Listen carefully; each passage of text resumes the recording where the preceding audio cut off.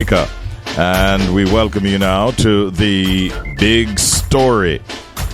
Trinidad and Tobago declared a state of emergency on July 18, 2025 due to a coordinated threat from organized crime gangs operating within and outside the prison system. In the first 24 hours, police made 56 arrests, seized 6 illegal firearms, and 33 rounds of ammunition. The Trinidad and Tobago Police Service, TTPS, conducted 104 operations, 629 searches, and recorded 407 traffic offenses.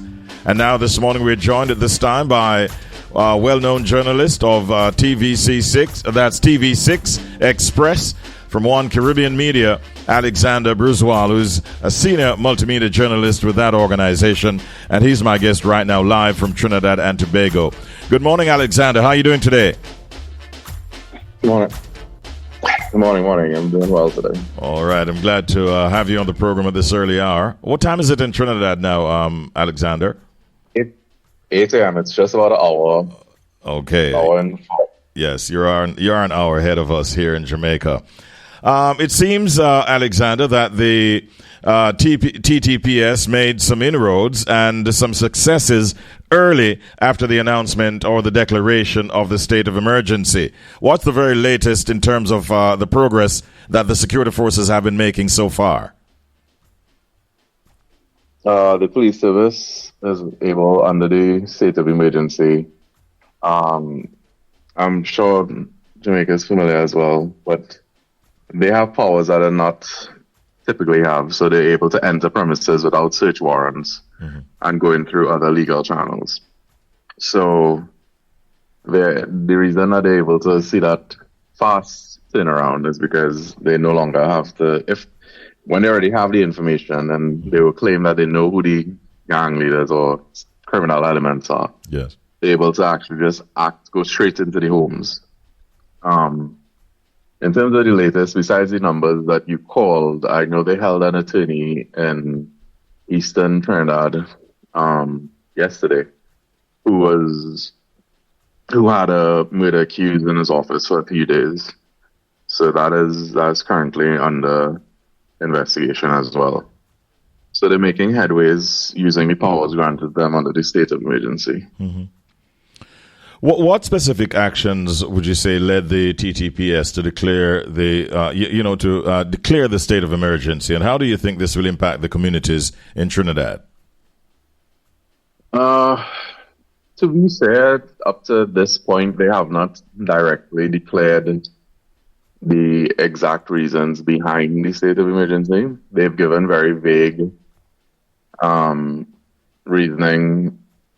For instance, the Commissioner of Police stated that it was because of organized crime syndicate that they discovered, especially operating from correctional facilities. And as a result, on Friday, they removed several gang leaders from the maximum security prison we have in Aruca and placed them at an unidentified facility. The Attorney General, Mr. John Jeremy, he declared that it was as a result of a existential crisis. And he said that the government had no choice when faced with the information presented by Mr. Guevara, but to take the most dramatic action that is possible under the Constitution. They haven't made direct statements as to exactly what this who the targets are and what was the intent of the criminal element, I should say. What is the general feeling coming from the public that you're picking up? I mean, do they believe that this will be effective? The SOE will be effective in dismantling armed criminal networks? And what do you know of the long-term plan going forward? In terms of the public, it's just a matter of dissatisfaction, I believe, is the most neutral word, because it's something that we just went through from December 30th, 2024 to April 13th, 2025. So about roughly 3 months after they declared, and the government, I mean, it's two different governments at the time, because we had a general election. But there's a second one declared months apart. And it doesn't seem to be, at least publicly announced, not speaking to whatever information or intelligence the police service and the government have, but operations continue as normal, business continues as normal, work continues as normal. This happened at a time when school is out, so but everything is continuing as normal, similar to the last one I was declared. We don't have any curfews, we don't have any restrictions on gathering. So it's just something that gives the police and defense force powers to do something that they would not be able to do under a regular period of time. So you wouldn't say that there's too much disruption of the citizens' daily lives, so to speak? No, similar to the last one, it's life continues as normal. As strange as it is to say, given how heavy a term of state of emergency is, especially used in an international context, life continues as normal. Okay. Do you know, and can you state whether or not measures are in place to ensure that the actions of the police force are transparent and that they are, in fact, accountable to the public? I can say that we've been told certain things, but we've been told that even under a state of emergency, we cannot. So under a state of emergency, a person could be detained without necessarily. I don't want to say reason, but police have the authorities to detain persons under suspicion, as opposed to a regular time when they have to find necessary evidence and so forth. So that is the only main concern that citizenry or legal experts or crime experts will have. The last one we had, there was a serious concern that police would abuse that authority. But there were, I don't think there were any appeals to the judicial board that was set up at that time for any abuse of power. And we also have two different agencies to look into the actions of police. One is internally within the police service, Professional Standards Bureau, and next one is an external independent body, the Police Complaints Authority, led by Mr. David West. So that was the last situation. There was things put in place to ensure accountability. This one is a few days old. And while they may not have been announced, I'm fairly certain that these similar mechanisms will be in place. Okay.